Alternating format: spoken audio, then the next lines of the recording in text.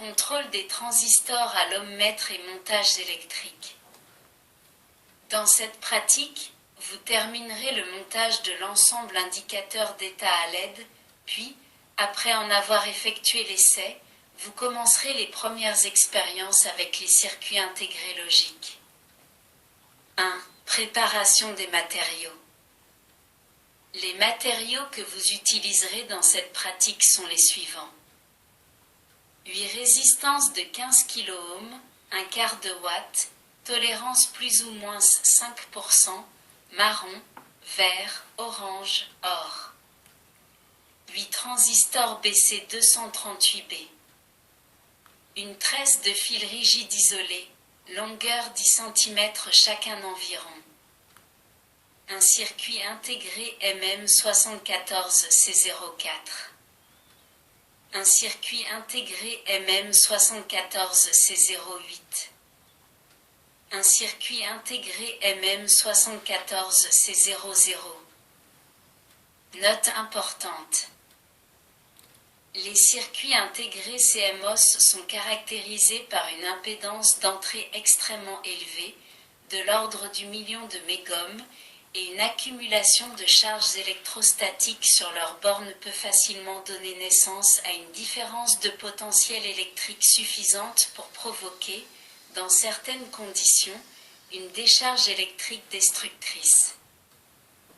Pour éviter que cela ne se produise, il convient d'utiliser des dispositifs appropriés, soit lors du stockage de ces composants, soit à l'occasion de leur utilisation. Beaucoup de matériaux non conducteurs, spécialement ceux en plastique, peuvent, par simple frottement prolongé, être l'objet d'une accumulation d'électricité statique. Pour cette raison, dans l'emballage et pendant le transport, les circuits intégrés CMOS sont protégés par des étuis ou blocs de substances spongieuses rendues conductrices. En maintenant les pattes des circuits intégrés en court-circuit, on évite qu'une éventuelle différence de potentiel ne se manifeste entre elles. Un être humain peut aussi se charger d'électricité statique, généralement par frottement, spécialement s'il porte des vêtements de laine ou de fibres synthétiques ou s'il porte des chaussures à semelles en caoutchouc, s'il marche sur la moquette ou s'il est en contact avec des sièges recouverts de matière plastique. Pour éviter d'endommager les circuits intégrés CMOS que vous avez achetés auprès des commerces électroniques, vous devez observer les précautions suivantes. N'enlevez les circuits intégrés de la mousse graphitée qui leur sert de support qu'avant leur utilisation immédiate.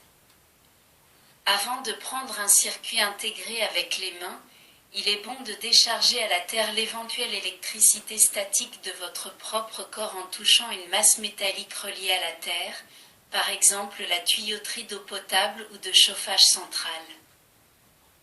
Évitez dans la mesure du possible de poser les doigts en contact simultané avec plusieurs broches d'un circuit intégré. Avant d'introduire un circuit intégré dans un support, assurez-vous toujours que l'alimentation n'est pas branchée. Après emploi, replacez toujours le circuit intégré sur sa mousse graphitée, ce qui permettra de le conserver en bon état. En ce qui concerne les transistors, il est bon de s'assurer de leur état avant de les utiliser. Voyons comment on peut effectuer leur contrôle en se servant de l'ohmmètre. 1.1. Contrôle des transistors à l'ohmmètre. Pour vérifier de manière complète le bon fonctionnement d'un transistor, le système le plus sûr est de se servir d'un transistormètre. Cependant, en absence d'un tel appareil, il est toujours possible de vérifier le bon état d'un transistor en effectuant des mesures de résistance entre ses trois bornes émetteurs, base et collecteur au moyen d'un ohmmètre. Dans la figure 1A, on peut voir comment identifier les trois bornes du transistor de type NPN que vous avez acheté. Vous avez également la possibilité d'acheter la documentation, Répertoire mondial des transistors, tandis que la figure 1b représente le symbole graphique correspondant.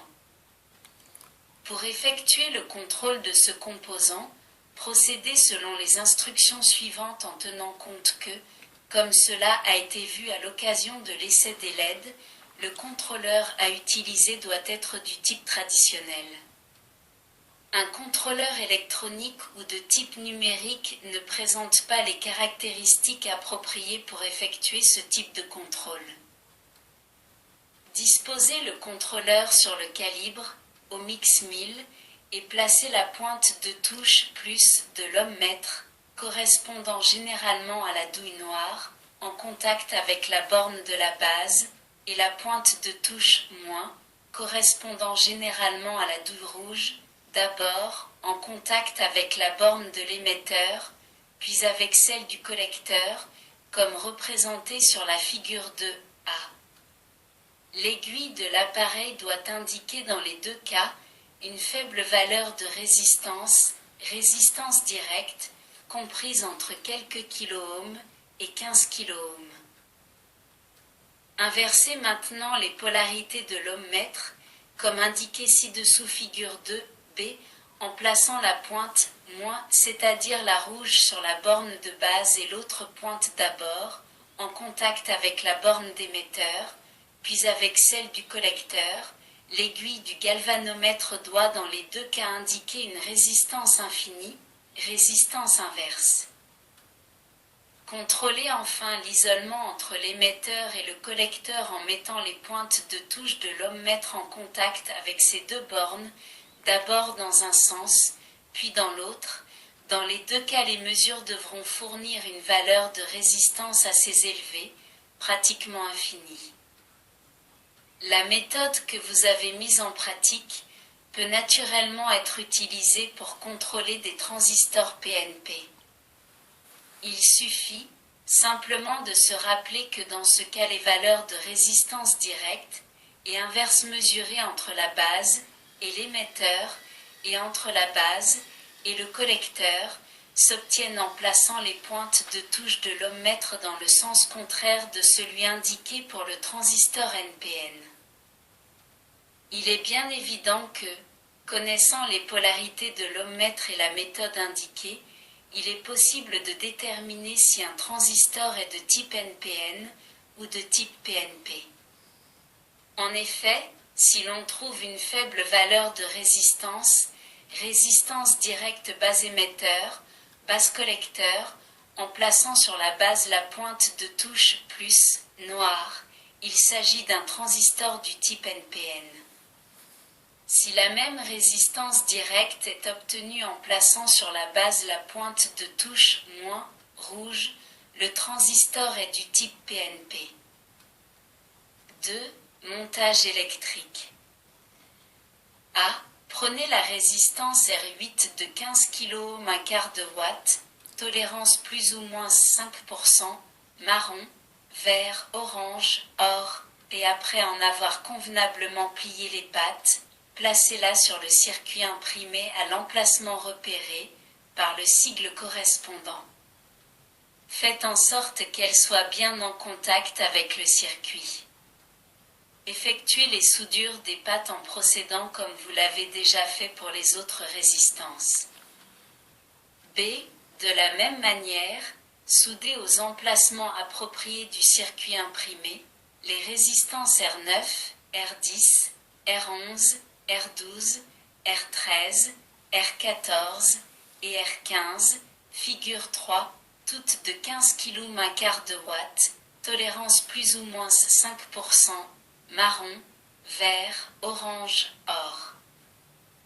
C. Disposez le transistor T0, type BC238B ou son équivalent, dans la position indiquée par la sérigraphie, figure 4B. Prenez soin de bien identifier ces trois pattes. Placez ce composant de manière qu'il soit surélevé de 3 mm environ du circuit comme montré sur la photo figure 4C, puis écartez légèrement les bornes de l'émetteur et du collecteur pour qu'en retournant le circuit, le transistor conserve la bonne position, Soudez enfin les 3 pattes et coupez ensuite la longueur excédentaire. D. Effectuez le montage et la soudure des transistors T1, T2, T3, T4, T5, T6 et T7, figure 4A, en suivant les indications fournies pour le montage du premier transistor T0.